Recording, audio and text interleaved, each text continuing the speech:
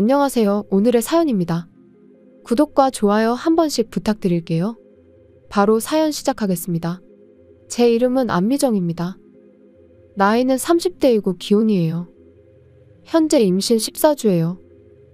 지난달까지 직장을 다녔지만 회사 사정상 출산 후에도 일을 계속하기 어려울 것 같아 퇴사했어요.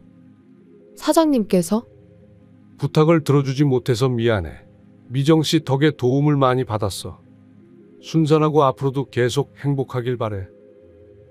사장님은 송별회에서 미안한 표정으로 이렇게 말했어요. 아니에요. 이렇게 성대하게 보내주셔서 감사합니다. 우리 회사가 여기까지 올 수 있었던 건 미정 씨 덕이 커. 만약 나중에 다시 일할 수 있는 기회가 된다면 꼭 다시 함께 일하고 싶습니다. 정말 작은 회사지만 여기서 열심히 일한 저 자신을 칭찬해주고 싶었어요. 하지만 시어머니는 제가 퇴사한 게 못마땅한 듯 했어요. 어느 날 시어머니가 집에 초대했어요. 너희들 어서 와. 엄마, 근데 왜 갑자기 집에 오라고 한 거야? 맛있는 케이크 가게를 찾았는데 다 같이 먹을까 싶어서 불렀어. 근데 며느리는 임신 중이라 안 먹을 것 같아서 며느리 거는 안 샀어. 괴롭히거나 그런 건 절대 아니야. 나도 그랬으니까 잘 알아. 같은 여자끼리 내 마음 알겠지? 시어머니는 온화한 미소를 지으며 말했어요. 저는 이 시어머니가 싫어요. 부잣집 막내딸이라 그런지 몸가짐과 말투는 우아하고 부드럽지만 버릇없이 자란 탓인지 마음에 들지 않는 상대에 대한 악의를 숨기려 하지도 않아요. 여보, 케이크 좋아하잖아. 내 거 반 줄 테니까 먹을래? 아니야, 괜찮아. 나는 음료수만 먹을게. 사실 입덧도 가라앉고 단 것에 대한 욕구가 커졌지만 얼굴 붉히기 싫어서 저는 그렇게 말했어요. 그런데 며느라 회사 그만뒀다면서? 네. 작은 회사라 제가 돌아올 때까지 공석으로 두기 어렵다고 해서요. 아직 작은 회사는 현실이 이렇네요. 그러면 우리 아들이랑 결혼한 게 천만다행이었네. 이제부터는 하루가 여유롭겠네. 시어머니에게 있어서 남편은 인류 대기업에 다니는 자랑스러운 아들이었고 그 아들과 결혼한 제가 도둑고양이처럼 보였나 봐요. 결혼 인사로 처음 만났을 때도 왠지 모르게 째려보는 눈빛이었어요. 시아버지가 듣던 대로 사람이 됨됨이가 된 것 같네. 앞으로 잘 지내보자. 라며 시아버지는 호의적이었지만 시어머니는 어떻게 알게 된 사이야? 친구 소개? 어떤 친구야? 학창시절 친구? 그럴 줄 알았어. 그런 작은 회사에 다니는 사람이 우리 아들과 어떻게 만나겠어. 인맥이 없었으면 인연도 없었겠네. 시어머니의 말끝마다 악의가 느껴졌어요. 저는 남편의 직장을 보고 친해진 게 아니에요. 친한 친구의 친구들과 다 같이 놀러 갔을 때 수줍음 많은 제가 좀처럼 어울리지 못하고 말을 잘하지 못하고 있을 때 저를 챙겨준 사람이 지금의 남편이에요. 저는 남편의 밝고 명랑한 성격에 끌려서 사귀게 되었고 약 3년 정도 만났을 때 청혼을 받고 결혼을 한 거였어요. 결혼까지 오랜 시간이 걸렸지만 남편은 느긋한 걸 좋아하는 우리답다. 며 둘이서 웃었어요. 그렇게 나름대로의 속도로 교제를 해온 것을 마치 돈 때문인 것처럼 말하는 것에 저는 화가 났지만 시어머니 어렵다는 게 이런 말이구나 라는 생각이 들어 어떻게든 좋게 지내보려고 했어요. 하지만 한 사건을 계기로 저는 시어머니와 거리를 두기로 결심했어요. 다음 주 토요일 쉬는 날이지? 우리 집에 저녁 먹으러 와. 지난번에 왔을 때보다 2달이나 지났잖아. 차로 1시간 정도 거리밖에 안 되는데 가끔은 얼굴도 좀 보고 해야지. 알겠어요. 지난달에는 깜빡했나 봐요. 집사람한테도 말해놓을게요. 뭐? 가뜩이나 임신 중이라 힘든데 물어보지도 않고 간다니. 저는 속으로 중얼거렸지만 결국 이렇다 할 변명거리를 찾지 못해 가기로 했어요. 어서 와. 오늘은 오랜만에 솜씨 발휘 좀 해봤어. 라며 활짝 웃는 시어머니를 보며 저는 또 어떤 괴롭힘을 당하는 건가 싶었어요. 그리고 역시나 시어머니는 며느리 된장찌개는 양념을 조금 다르게 했어. 임산부니까. 그렇게 말하면서 제 앞에 놓은 된장찌개에서는 조미료 범벅 맛이 났어요. 남편과 시아버지의 된장찌개에서는 깊은 향이 물씬 풍겼는데 말이죠. 아마도 일부러 제 된장찌개에만 조미료를 잔뜩 넣은 것 같았어요. 저는 맛보다는 호의를 베푸는 척 하면서 남들이 알아차리지 못하게 저를 괴롭히는 게 느껴져 화났어요. 이런 괴롭힘을 계속 당하면 마음고생도 해야 하고 그러면 뱃속의 아기에게도 좋지 않다는 생각이 들어 그날 남편에게 자세한 이유는 생략하고 어머님과 당분간 거리를 두고 싶어? 라고 말했고 남편은 놀란 듯 했지만 별말 없이 제 말을 들어줬어요. 다행히 시어머니는 운전을 못하기에 집에 들이닥치는 일은 없었어요. 대중교통도 있지만 2시간 이상 걸리는 거리거든요. 그래도 무슨 일이 있으면 남편을 불렀고 시간이 된다면 남편 혼자서 시댁에 가는 일이 종종 있었어요. 그러던 어느 날 시댁에서 큰 상자가 하나 왔어요. 열어보니 브랜드 아기 옷이 잔뜩 들어있었어요. 어머, 이렇게나 많이 사주시다니. 너무 거리를 둔 게 죄송해지네. 그러나 저는 아기 옷을 펼쳐보고 깨달았어요. 이거 다 아들 옷 아냐? 내 뱃속의 아이는 딸이라고 진작 말했던 것 같은데? 까먹으신 건가? 아니면 뭘까? 저는 의구심이 들었지만 일단 감사하단 말을 하기 위해 전화를 했어요. 여보세요, 어머님, 오랜만이에요. 아기 옷 많이 보내주셔서 감사해요.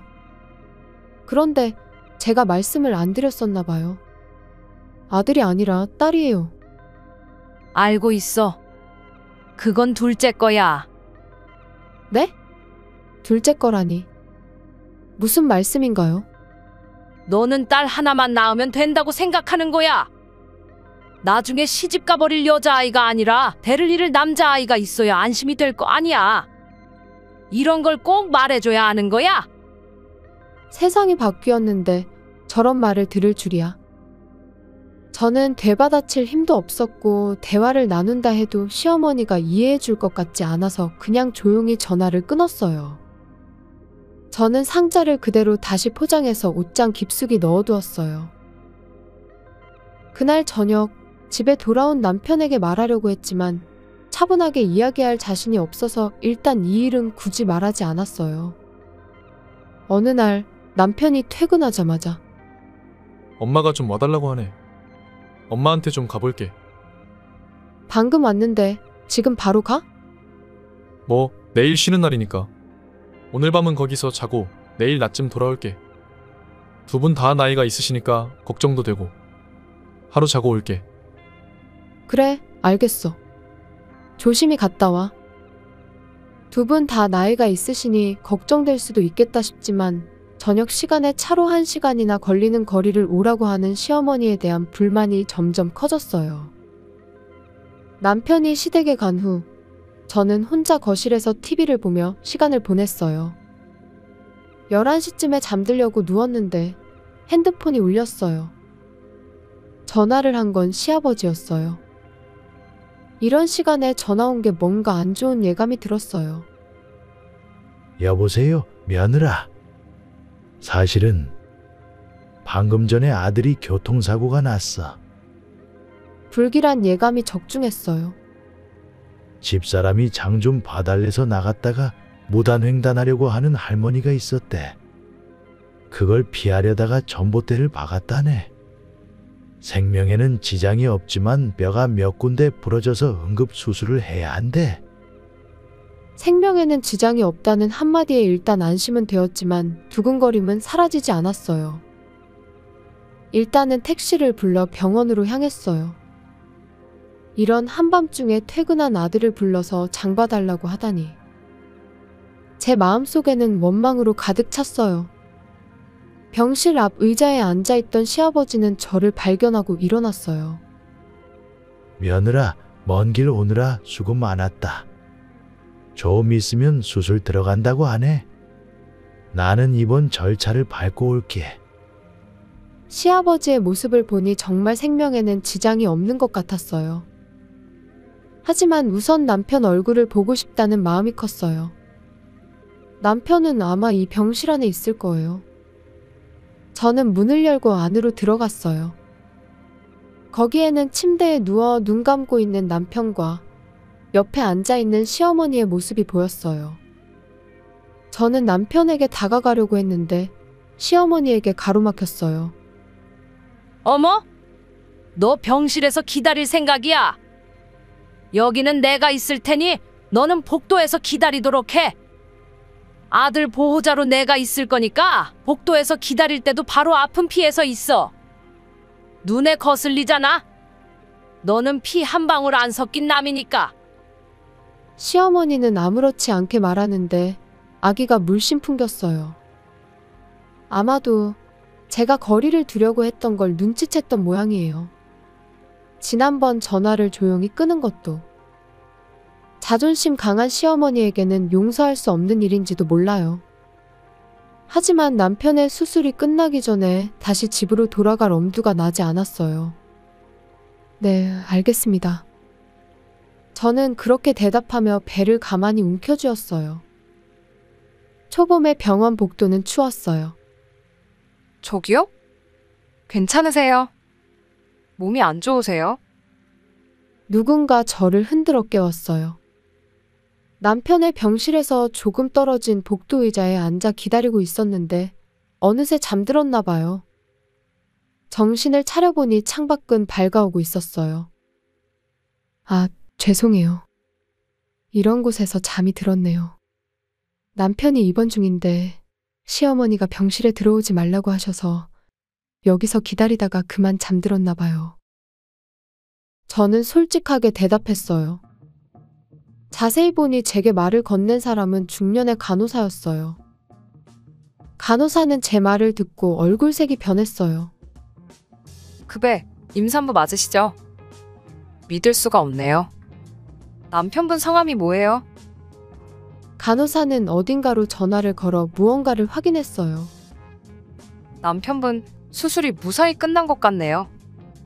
지금은 잠시 다른 방에 있어요. 조금만 있으면 병실로 올 거예요. 간호사의 말대로 5분 정도 지나자 남편은 병실 앞 복도에 나타났어요. 여보, 다행이야. 생각보다 많이 안 다쳐 보이네. 걱정시켜서 미안해. 언제부터 와 있었어? 지금 온 거야? 어제 시어머니가 했던 말을 남편은 기억하지 못하는 모양이었어요. 아내분도 따라오세요. 병실로 갈게요. 저는 간호사와 남편과 함께 병실로 들어갔어요. 병실에는 시부모님이 앉아 계셨어요.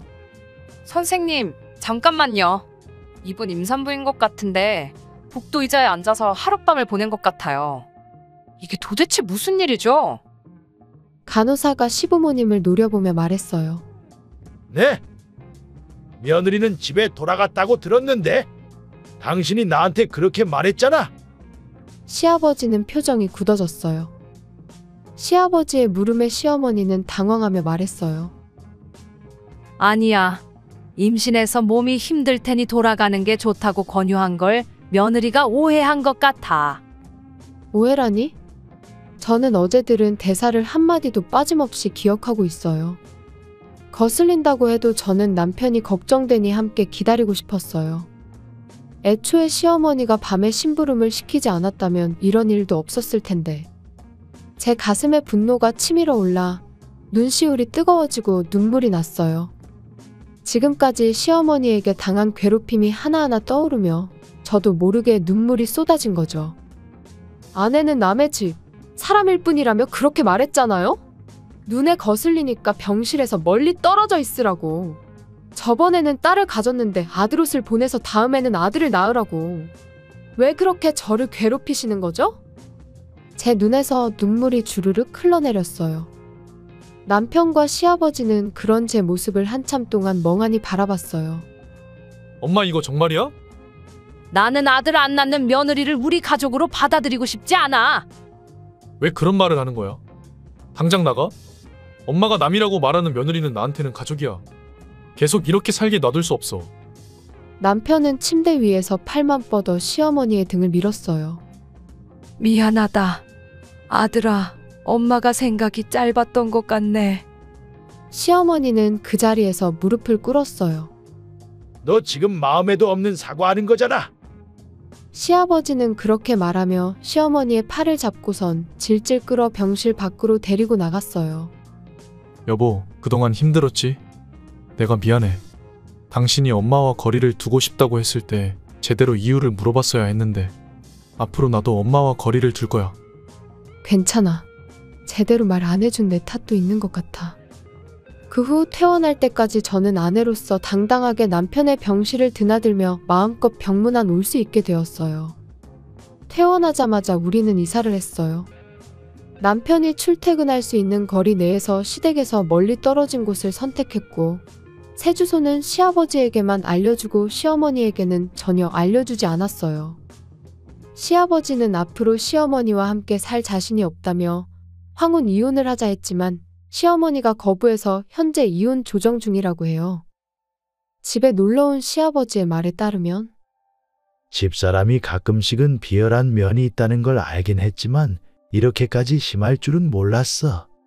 이대로라면 며느리가 아들을 낳을 때까지 계속 괴롭힐 거야. 가족을 위해서라도 나부터 이혼해야겠다고 생각했어. 그렇게 결정하셨군요. 근데 그런 이유로 이혼을 할 수 있는 건가요? 시아버지의 말에 따르면 저에게 보낸 대량의 남자아이 옷값과 유명한 절에 가서 아들을 낳아달라고 기도한 비용 등 총 2천만 원이 넘는 돈을 허락 없이 통장에서 인출했다고 해요. 아기 옷값, 기도비, 정상적이었다면 문제 없었겠지만 그게 괴롭히기 위한 거였다면 얘기가 달라진다고 하네요. 어느 날 남편에게 절망에 빠진 시어머니 전화가 왔어요. 여보세요. 아들아, 엄마 좀 도와줄래? 아빠한테 이혼하지 말라고 말 좀 해줘. 평생 내조하고 살림하며 살았는데 인제 와서 이혼이라니. 미안하지만 아빠가 결정한 일에 간섭할 생각은 없어요. 앞으로 전화하지 마세요. 그렇게 말하고 남편은 시어머니를 차단했어요. 저한테도 전화가 걸려왔지만 당연히 받을 생각이 없었고 저도 차단했어요. 출산 예정일이 얼마 남지 않은 지금 더 이상 스트레스를 받고 싶지 않았거든요. 그 후 저는 예정일에 맞춰 딸을 출산했고 시아버지와 남편의 진심 어린 축하를 받으니 진정한 행복이 느껴졌어요. 저는 어린 딸의 얼굴을 보며 좋은 일도 있고 나쁜 일도 있겠지만 아직은 살기 좋은 세상이라고 속삭여줬습니다. 시청해주셔서 감사합니다. 그럼 다음 영상에서 다시 뵙겠습니다. 안녕하세요. 오늘의 사연입니다. 구독과 좋아요 한 번씩 부탁드릴게요. 바로 사연 시작하겠습니다. 제 이름은 김하나입니다. 아직 솔로 생활을 만끽하고 있는 20대예요. 일도 하며 여유도 즐기는 삶을 살고 있어요. 하지만 지금의 삶을 살 수 있게 된 데는 이유가 있어요. 저에게는 3명의 여동생이 있어요. 지금은 모두 따로 살고 있지만 자주 연락하고 밥도 같이 먹고 아주 친하게 지내고 있어요. 그리고 동생들이 없었다면 지금의 저는 분명 없었을 거예요. 오래전에 우리가 사랑하는 어머니가 돌아가셨어요. 원인은 과로로 인한 심근경색이죠. 어머니는 결혼은 하셨지만 우리 넷을 홀로 키우셨어요. 하지만 아버지는 직장을 다니면서도 월급을 집에 주지 않고 밖에서 여자 만나는 데 쓴 것 같아요. 그래서 어머니가 밤낮으로 일을 하며 생계를 꾸려나갔어요. 내 아이를 키우기 위해 열심히 일하셨고 틈틈이 공원에 데리고 다니시는 등 모든 것을 우리를 위해 사용하셨어요. 아무리 바쁘고 힘들어도 아무리 괴로워도 웃음을 잃지 않는 멋지고 자랑스러운 어머니였어요. 그런 어머니를 조금이나마 도와드리고 싶어 고등학생이 되었을 때 어머니 지인의 가게에서 아르바이트를 시작했어요.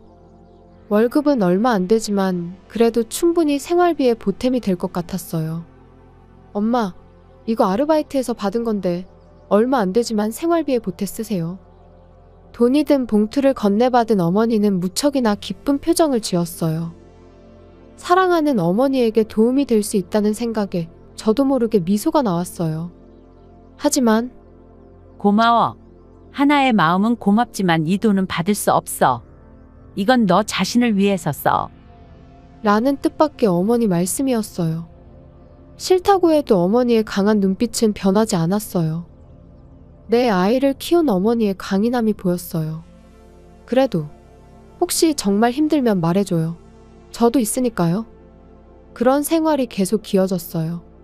결코 넉넉한 생활은 아니었지만 나름대로 행복했어요. 하지만 운명은 때때로 잔인하다는 걸 알게 됐어요. 그로부터 한 달이 지난 어느 날 어머니는 병으로 쓰러져 그대로 숨을 거두었어요. 너무 갑작스러운 이별에 여동생들은 눈물을 흘릴 수밖에 없었어요. 저는 어머니가 떠난 것을 받아들이지 못해서인지 저 혼자만 눈물이 나지 않았어요. 장례식에는 어머니를 사랑하는 사람들이 많이 찾아와서 많은 사람들이 지켜보는 가운데 보내드렸어요. 앞으로 우리 가족 5명 열심히 살아야지 라고 마음속으로 다짐했어요. 하지만 너무 일찍 배신을 당했어요. 바로 아버지가 사라져버린 거죠. 아침에 일어나서 식탁에 보니 쪽지가 있었어요. 건강하게 살아라. 힘들고 도움이 필요하면 할머니한테 가봐. 마치 남에게 전하는 듯한 글씨로 쓰여진 글귀였어요. 하지만 이것을 보고도 아무렇지 않았어요. 언젠가는 이렇게 될 거라고 생각했거든요. 아버지가 예전부터 다른 여자와 바람을 피우고 있었던 건 분명해요. 그리고 어머니가 돌아가시자마자 그 여자에게 간 것도. 동생들이 일어났을 때 저는 이 쪽지에 대해서 아무 말도 하지 않았어요. 쓸데없는 말을 해서 걱정시키고 싶지 않았거든요. 여느 때처럼 동생들을 학교에 보내고 그 길로 할머니를 찾아갔어요. 여긴 무슨 일로 왔어? 저기, 부탁이 있어서 왔어요. 친할머니는 제가 어렸을 때 한 번 만난 적이 있어요. 돈을 좋아하고 아이는 싫어하세요. 처음 만났을 때 저를 향한 그 차가운 눈빛과 무시하는 말들은 시간이 지난 지금도 꿈에 나올 정도예요. 할머니는 어머니에게도 쌀쌀맞게 대했어요. 그것은 저와는 비교할 수 없을 정도였죠. 어머니에 대한 폭언은 아직 어린 저조차도 얼마나 심한 것인지 알 수 있을 정도였어요. 그 이후로 어머니는 할머니를 만나지 못했고 저도 어머니와 마찬가지로 할머니를 만나지 못했어요. 그런 할머니를 다시 만나게 될 줄은 몰랐어요. 너 얼굴만 봐도 구역질 난다. 당장에 사라져. 아, 가기 전에 돈은 주고 가. 내 시간을 낭비했으니까 싸게 계산해서 5만 원만 받을게. 정말 이런 사람에게 부탁해야 하는 걸까? 하지만 이건 우리의 미래가 걸려있는 일이었죠. 할머니의 막말을 견디며 지금의 상황을 알려주기 위해 아버지의 쪽지를 보여주자 할머니는 그 종이를 찢어버리고선 저를 향해 이런 귀찮은 일을 나보고 하라고. 너가 제주껏 동생들 키워. 동생들은 아직 학생이에요. 저도 앞으로 어떻게 살아가야 할지 모르겠고 제발 부탁이에요. 여기서 같이 살면 안 될까요? 집안일은 제가 할게요. 생활비도 보탤게요. 여러 번 말하게 하지 마. 너희들 뒷바라지 따위를 내가 왜 해? 조금이라도 희망을 가졌던 제가 잘못이었어요. 눈앞에 벌어진 현실을 받아들이지 못해 그저 멍하니 서 있었어요. 할머니는 그런 저를 악마 같은 미소를 지으며 바라봤어요. 허탈감에 휩싸여 집으로 돌아가자. 언니, 어서 와. 막내야, 학교는 어쩌고 집에 있어? 남자애들이 엄마 없는 애라고 놀려서 그만하라고 때렸더니 선생님께서 화내셨어. 그래서 열받아서 집에 왔어. 막내 동생은 어렸을 때부터 활발해서 동네 남자아이들보다 더 남자 같다는 말을 많이 들었어요. 우리 자매 중 가장 성질이 급하고 화가 나면 가장 무섭죠. 화난 거는 이해하는데 그렇다고 때리는 건 절대 안 돼. 그러니까 선생님이 화를 내시는 거잖아. 지금 당장 학교에 가서 사과하자. 언니도 같이 가. 내가 먼저 잘못한 게 아니야. 남자애들이 먼저 엄마 없다고 놀려서 그런 거잖아. 그래도 안 돼. 엄마도 너가 친구들 때렸다는 걸 알면 슬퍼하실 텐데? 그렇게 말하자 고개를 숙이고 아무 말도 하지 않았어요. 함께 학교에 가서 같은 반 아이들에게 함께 미안하다고 하고 그 아이들도 놀린 것에 대해 사과했어요. 그대로 막내 동생을 학교에 두고 아파트로 향하는 길에 앞으로의 일이 걱정돼서 자연스럽게 눈물이 났어요. 앞으로 이런 일이 계속 있겠지. 나 혼자서 동생들을 키울 수 있을까? 다음 날부터 여동생들을 키우는 생활이 시작됐어요. 저는 집에서 가까운 곳에 있는 공장에서 아르바이트하게 되었어요. 면접 때 직원으로 일할 것을 권유받았지만 여동생들을 돌봐야 하는 상황이라 시간적 여유가 있는 아르바이트를 선택했어요. 공장 근무는 시급이 높은 야간 근무만 하기로 했어요. 익숙하지 않은 업무와 야근으로 피곤한 나날이 이어졌지만 생계를 위해 어쩔 수 없는 선택이었어요. 월급은 모두 생활비로 썼어요. 하지만 그것만으로는 네 사람의 생활이 힘들어 낮에도 편의점에서 아르바이트도 하기로 했어요. 투잡을 하면서 생활에 조금 여유가 생겼지만 그래도 빠듯했어요. 생활비는 공장 월급으로 충당하고 아파트 월세와 기타 지출은 편의점 월급으로 충당했죠. 물론 제 시간 따위는 없었지만 동생들이 웃으며 살 수만 있다면 괜찮았어요. 앞으로 중학교, 고등학교, 대학교로 진학하는 동생들을 위해서 몸살이지 않고 일하기로 결심했죠. 동생들은 저처럼 힘들게 살지 않도록 늘 곁에서 우리를 위해 주셨던 어머니처럼 이제는 제가 동생들을 위해 희생하는 거죠.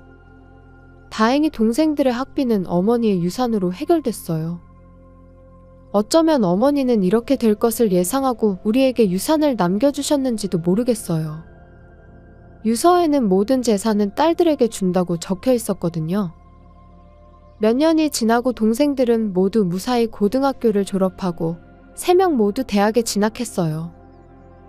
모두가 다른 지역으로 흩어져서 이제 저만의 시간을 가질 수 있게 되었어요.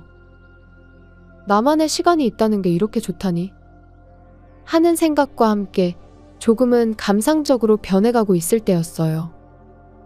갑자기 초인종이 울렸어요. 아침부터 누구지? 오전 8시에 올 사람은 없었어요. 문을 살짝 열어보자 그 사이로 낯익은 얼굴이 보였어요. 오랜만이네.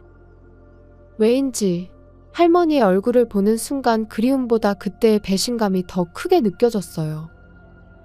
이런 곳에서 살고 있었다니 안타깝네.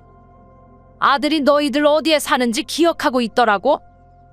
나 같으면 기억의 한 구석에도 남지 않았을 텐데. 우리를 버리고 집 나간 아버지.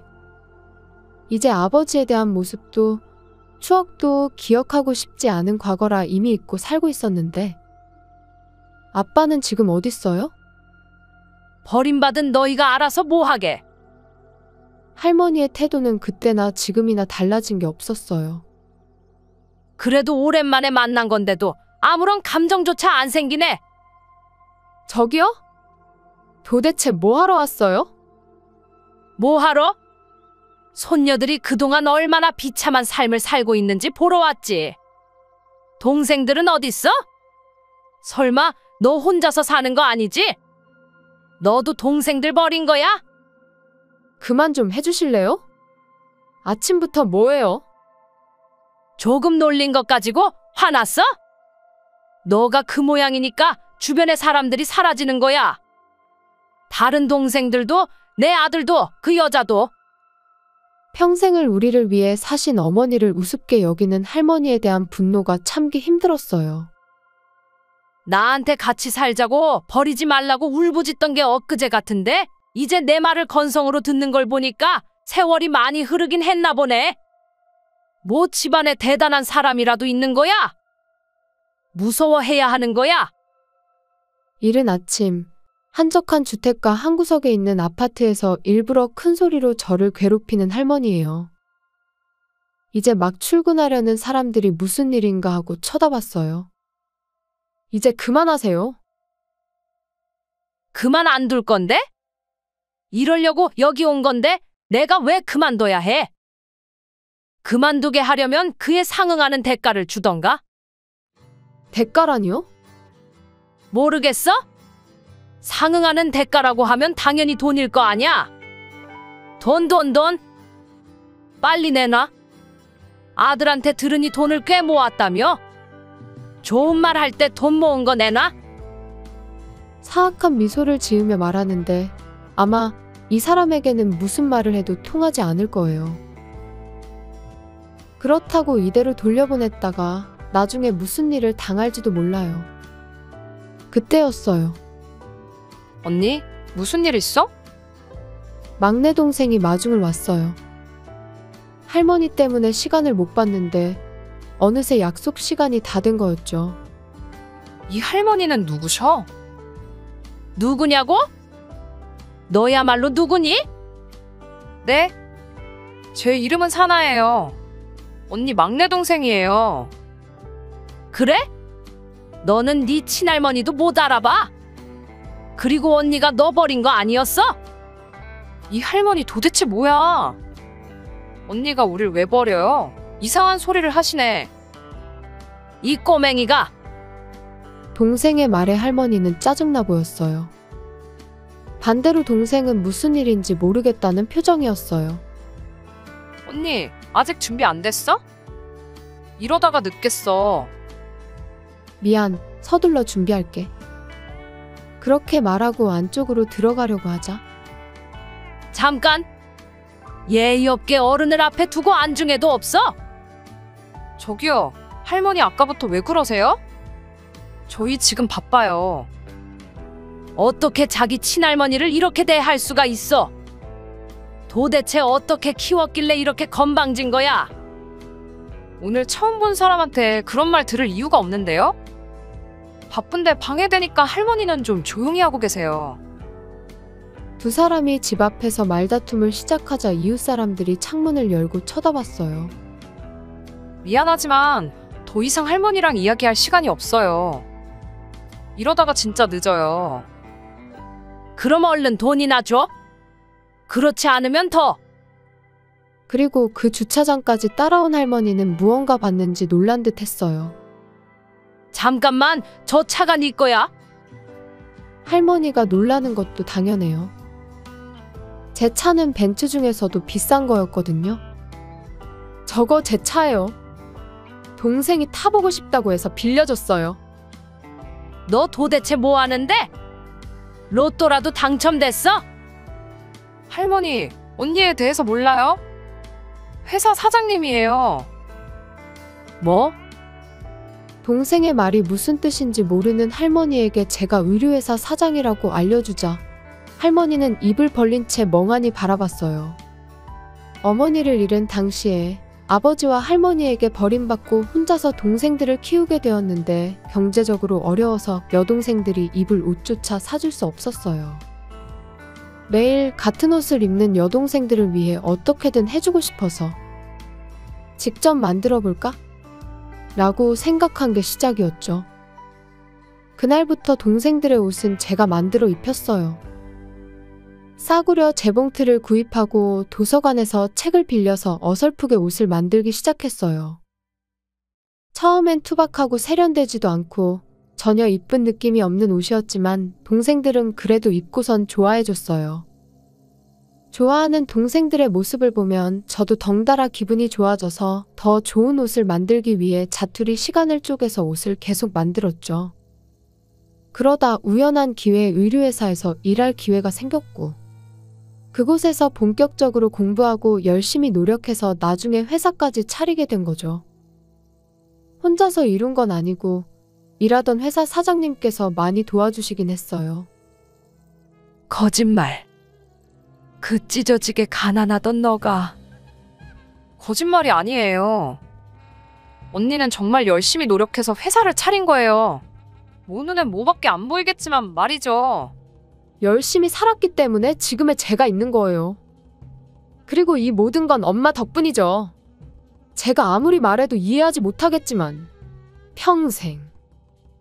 그 순간 할머니가 주먹질하며 제게 달려들었는데 순식간에 기절할 정도로 막내 동생에게 제압당했어요.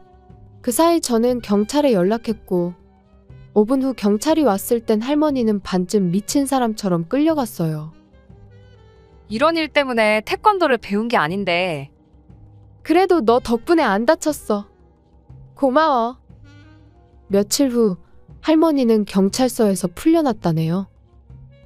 경찰서에서도 무슨 말을 하는지 모를 정도로 정신이 나간 상태였다고 하는데 치매가 의심된다며 그대로 요양시설로 보내졌다고 하네요.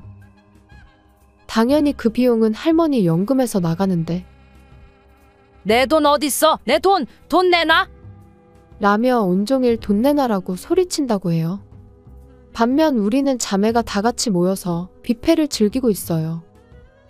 이렇게 행복한 시간을 보낼 수 있는 건 지금까지 잘 따라준 동생들과 사랑하는 엄마 덕분입니다. 모두 사랑해. 시청해주셔서 감사합니다. 그럼 다음 영상에서 다시 뵙겠습니다. 안녕하세요. 오늘의 사연입니다. 구독과 좋아요 한 번씩 부탁드릴게요. 바로 사연 시작하겠습니다. 제 이름은 오정숙이고 나이는 60대예요. 남편은 정년 이후에도 일하다가 작년에 은퇴했어요.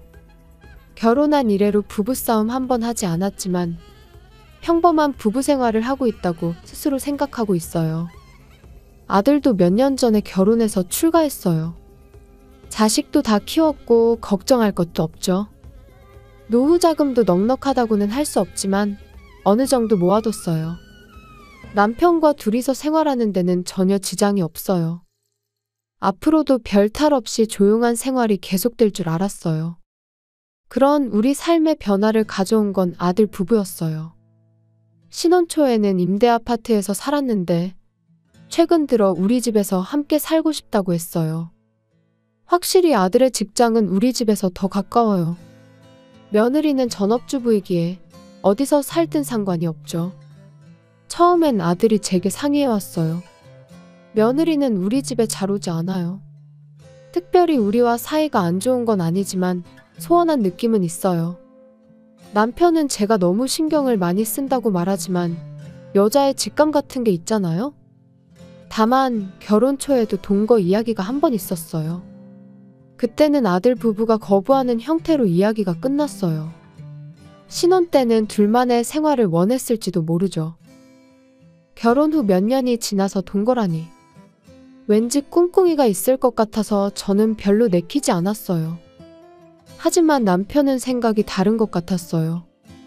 남편은 원래 시끌벅적한 걸 좋아하는 사람인데 아들이 결혼하고 나서 조금 외로워하는 것 같았어요.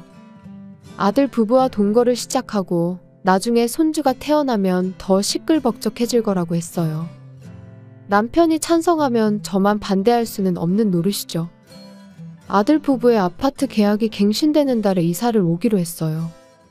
그렇게 계획이 진행 중이었는데 아들 부부는 단 한 번도 인사하러 오지 않았어요. 앞으로 한 지붕 아래서 살게 될 텐데 인사 한마디쯤은 하러 올 만도 한데 결국 아들 부부를 만난 건 이사 당일이었어요. 이삿짐 센터 직원과 함께 나타난 거죠. 앞으로 잘 지내보자. 제가 그렇게 웃으며 인사를 건네자 며느리는 작은 목소리로 잘 부탁드려요. 라고 답했어요. 절대 저와 눈을 마주치려 하지 않아요.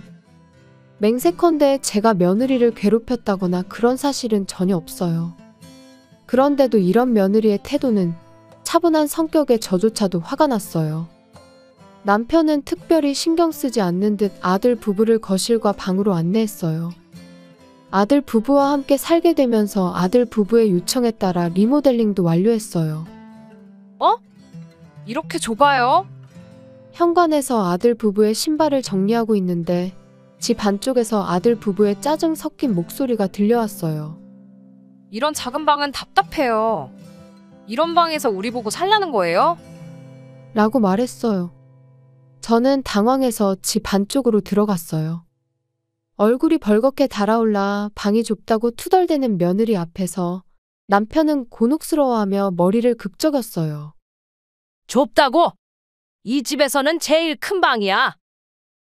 원하는 대로 리모델링도 해줬잖아. 또 뭐가 불만이야? 남편을 나무라길래 제 목소리도 자연스레 거칠어졌어요. 그제야 겨우 며느리는 제 얼굴을 봤어요. 어머님, 이런 창고 같은 곳에서 살게 하려고 작정하신 거예요? 너무 심한 며느리의 말에 저는 기가 막혔어요. 아들도 며느리의 소매를 잡아당겼지만 며느리의 기세는 멈추지 않았어요. 자신의 집에서는 이 정도 크기의 방은 창고에 불과하다고 했어요. 애초에 자신의 집과 우리 집의 생활 수준이 너무 달라서 스트레스 받는다고 역설했어요. 자신의 집이 얼마나 부잣집이고 우리 집이 얼마나 가난한지 이야기하기 시작했어요. 저는 며느리가 이렇게까지 불만을 품고 있을 줄은 몰랐어요.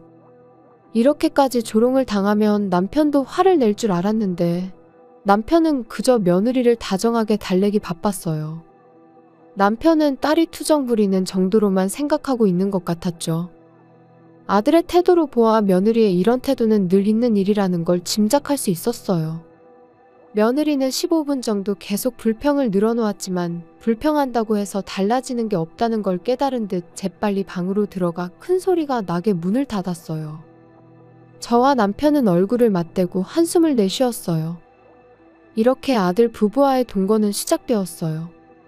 함께 살다 보면 아들 내외도 이 집에 익숙해질 거라고 생각했어요.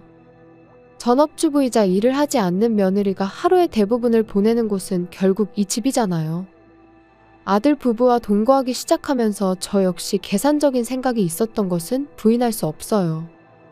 저도 나이가 들어 힘이 필요한 집안일을 하기 어려운 나이가 되었거든요. 조금이라도 도와주면 좋겠다고 생각했는데 아들 부부는 방에만 틀어박혀서 집안일을 전혀 도와주지 않는 거예요. 빨래는 빨래 바구니에 넣어두기만 하고 제가 빨래를 해서 말렸어요. 마른 빨래는 접어서 아들 부부의 거실 앞에 놓아주었죠. 아들 부부가 방에서 나올 때는 식사 때뿐이에요. 제가 만든 음식을 불평하는데 남편은 그런 며느리를 신경 쓰는 기색도 없어요. 아들 부부와 동거를 시작하면서 공과금도 늘었고 식비도 2배로 늘었어요. 집안일도 전보다 2배로 늘었어요. 그런데도 아들 부부는 생활비를 전혀 주지 않았어요. 저는 정신적으로도 경제적으로도 스트레스를 받았어요. 어느 날 제가 조금 피곤한 표정을 짓고 있었나 봐요. 남편이 웃으며 곧 생일이네. 라고 말을 건넸어요. 달력을 보니 제 생일에 꽃무늬가 그려져 있었어요. 매년 남편이 달력에 꽃무늬로 표시를 해두었죠. 올해는 좀 더 화려하게 그려봤어. 선물은 뭐 받고 싶어? 저는 남편에게 시계가 갖고 싶다고 말했어요. 예전에 쓰던 시계가 고장나서 수리하려고 해도 부품이 없다고 해서 그대로 두고 있었거든요. 평소에는 잘 사용하지 않는 물건이지만 외출할 때 시계가 없으면 불안했어요. 시계? 알겠어. 기대해. 남편은 즐겁게 웃으며 말했어요. 며칠 후 남편과 아들이 마당에서 은밀한 이야기를 나누는 장면을 우연히 보게 되었어요. 아무래도 제 생일 선물인 시계에 대해 의논하고 있는 것 같았어요. 그 자리를 떠나려고 했는데 움직이면 두 사람이 알아볼 것 같아서 숨죽이고 가만히 있었어요. 이 돈이면 엄마 시계 살 수 있겠지? 여자 시계는 잘 모르니까 며느리랑 상의해봐. 너무 비싸면 엄마가 부담스러워 할 테니까 이 100만 원 안쪽으로 알아봐. 남편은 아들에게 은행 봉투를 건넸어요. 아마 100만 원이 들어있을 거예요. 아들은 봉투 속을 확인하고는 고개를 끄덕였어요. 왠지 금액을 엿듣고 나니 미안한 마음이 들었어요. 그 후 두 사람은 제 존재를 모르고 각자 나갔어요. 남편치고는 비싼 선물이에요. 왠지 모르게 기분이 좋아져 저도 모르게 미소가 절로 생겼어요. 며느리의 비아냥거림도 이날은 귀에 들어오지 않았고 신경도 쓰이지 않았어요. 그런데 그날 밤 우연히 믿을 수 없는 이야기를 듣게 되었어요. 그날 밤은 바람이 심하게 불어 잠을 설치고 있었어요. 저는 잠이 안 와 따뜻한 걸 마실 생각에 남편을 깨우지 않으려고 조심히 이불 밖으로 나왔어요. 복도로 나가니 거실 문틈으로 불빛이 새어나오고 있었어요. 뭔가 웅얼거리는 목소리도 들렸어요. 슬며시 발걸음을 옮겨 문에 다가가니 거실에서 아들 부부가 맥주를 마시고 있는 것 같았어요. 두 사람과 별로 마주치고 싶지 않아서 그냥 방으로 되돌아가려고 했어요. 그때 어머님 생신 선물인데 이거 사왔어. 라는 며느리의 목소리가 들렸어요. 저는 걸음을 멈추고 귀를 쫑긋 세웠어요. 어차피 시계 브랜드 같은 건 모를 테니까 문방구에서 10,000원짜리 사왔어. 며느리는 그렇게 말하며 웃었어요. 저는 제 귀를 의심했어요. 당연히 아들이 뭐라고 할 줄 알았는데 아들도 함께 웃고 있었어요. 똑똑한데? 남은 돈으로 여행이라도 가자. 아들의 말에 저는 순간 어안이 벙벙했어요. 설마 아들이 저럴 줄은 상상도 못했거든요. 게다가 둘이서 어차피 싸구려 시계도 못 알아본다며 저를 비웃었어요. 엄마는 이 시계 나중에 물려줄지도 몰라. 며느리는 더 이상 참기 힘들다는 듯이 큰 소리로 웃기 시작했어요. 저는 두 사람이 눈치채지 못하도록 슬그머니 방으로 돌아갔어요. 너무 억울해서 눈물이 날 것 같았지만 그보다 분노가 더 치밀었어요. 며느라, 오늘 내 생일인데 오랜만에 동생 부부를 초대하려고 해. 아침 식사 자리에서 저는 며느리에게 그렇게 말했어요. 이웃에 사는 제 여동생 부부를 식사에 초대하는 건 아들 부부와 동거를 시작한 이후 처음이에요. 동거를 시작하기 전에는 자주 저녁 식사 초대를 했었는데 아들 부부가 꺼려하는 느낌이 있어서 자주 못 만나고 있었어요. 편하실 대로 하세요. 하지만 저는 요리 같은 건 못해요. 어머님이 초대하고 싶으신 거니까 어머님이 준비 좀 해주세요. 제 생일인데 전혀 준비 같은 건 생각이 없나 봐요. 생일 주인공이 대접할 준비를 한다는 말은 들어본 적이 없어요. 하지만 저는 끝까지 참았어요. 여기서 화를 내면 제 계획이 망가질 테니까요. 알겠어. 맛있는 걸로 준비해야지. 저는 애써 밝은 척 했어요. 며느리는 그런 저를 보고 코웃음을 쳤어요. 작은 목소리로 그렇게까지 생일 축하 받고 싶은가? 라고 말하는데 저는 못 들은 척 했어요. 이렇게 해서 생일 파티의 주인공인 제가 준비를 하게 되었어요. 원래 요리하는 것을 좋아해서 힘들진 않았어요. 오랜만에 여동생 부부를 만나는 것도 기대되었어요. 제부는 전직 군인이에요. 평상시에는 온화하지만 한 번 화를 내면 정말 무섭다고 동생이 늘 말하곤 했어요. 남편과 마음이 맞는 것 같아서 현재는 함께 바둑 교실에 다니고 있어요. 아들 부부와 동거를 시작했을 때 제 걱정을 해주기도 했었죠. 분명 제 편이 돼줄 거예요. 생일 당일 아침부터 저는 바쁘게 움직였어요. 생일의 당사자가 바쁜 건 비웃음거리이기도 하지만 어쩔 수 없어요. 며느리는 아무것도 도와주지 않고 멍하니 시간을 보내고 있어요. 가끔 부엌에 나타나서 음식을 한 입씩 맛보기만 할 뿐이죠. 남편은 바둑 교실에 갔다 올 때 동생 부부를 데리고 오기로 돼 있어요. 늦지 않도록 저는 서둘러 준비를 했어요. 저녁이 되어 준비가 끝날 무렵 남편이 동생 부부를 데리고 돌아왔어요. 동생이 큰 꽃다발을 가져와서 기분이 좋아졌어요. 나이를 불문하고 저는 제 생일을 좋아해요. 가까운 사람들이 축하해주면 정말 기쁘거든요. 며느리는 큰 꽃다발을 보고 어차피 시들 텐데. 라며 작은 목소리로 중얼거렸어요. 아마도 저 들으라고 일부러 그러는 걸 거예요. 저는 작은 목소리로 무례하게 말하지 마. 라고 며느리를 꾸짖었어요. 평소에는 무슨 말을 해도 신경 쓰지 않던 제가 주의를 주니까 며느리는 놀란 표정을 지었어요. 하지만 곧바로 저는 얼굴이 일그러졌어요. 여동생이 며느리에게 오랜만이네 라고 인사하자 며느리가 가식적인 웃음을 짓는데 정말 기가 막혔어요. 동생은 누가 봐도 착한 사람이고 며느리의 이중적인 태도를 전혀 눈치채지 못하는 것 같았어요. 우리는 모두 거실에 모였어요. 큰 테이블 위에 여동생 부부가 좋아하는 음식과 남편이 좋아하는 음식을 나란히 놓았어요. 아들 부부가 좋아하는 음식은 일부러 만들지 않았어요. 그 사실을 아들 부부가 눈치챘는지 아들 부부가 서로 속삭였어요. 저는 그런 것들을 무시하고 오늘 이렇게 모여줘서 고맙다고 맛있게 먹자고 했어요. 남편과 여동생은 와인을 마시기 시작했어요. 아들 부부는 무표정한 얼굴로 묵묵히 음식을 먹었어요. 가끔 우리의 대화에 맞장구를 칠 뿐 별다른 말은 없었어요. 식사가 막바지에 이르자 여동생이 냉장고에서 생일 케이크를 꺼내왔어요. 생일 케이크까지 직접 준비하기는 좀 그래서 준비하지 않았는데 반가웠어요. 우리 셋이 선물을 준비했어? 남편은 아들을 부추겼어요.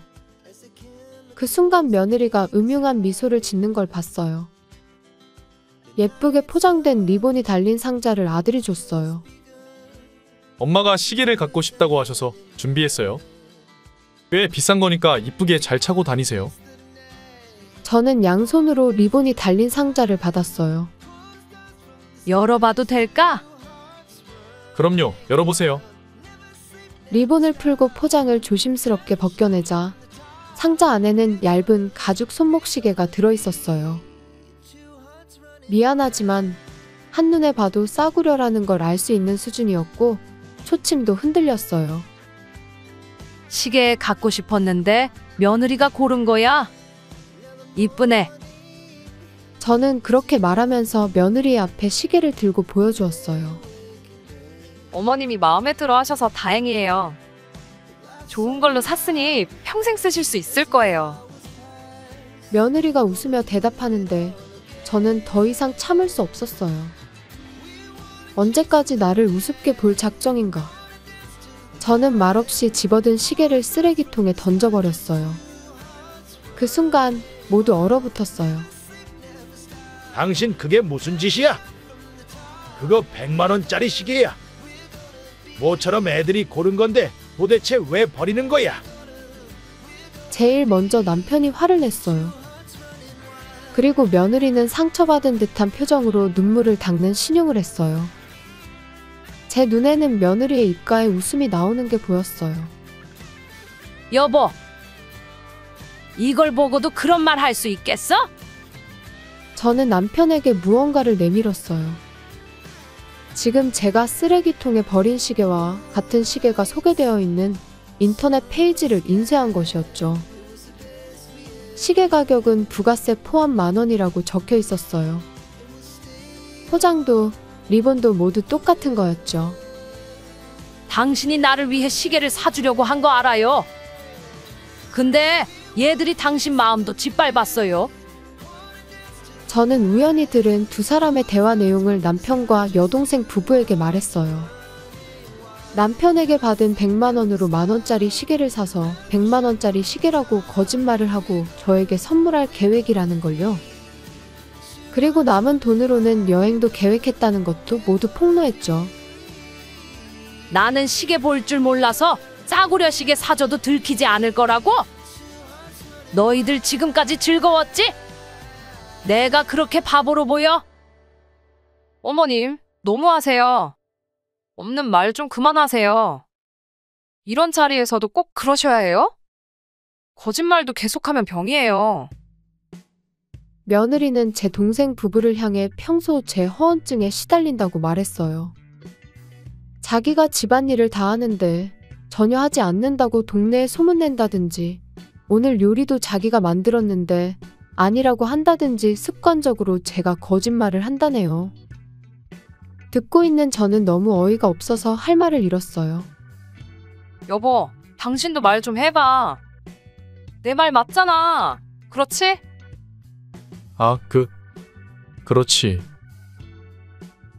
아들은 며느리의 물음에 난처한 표정으로 대답했어요. 이때 제부가 조용히 쓰레기통에서 시계를 집어들었어요. 이거 완전 싸구려잖아.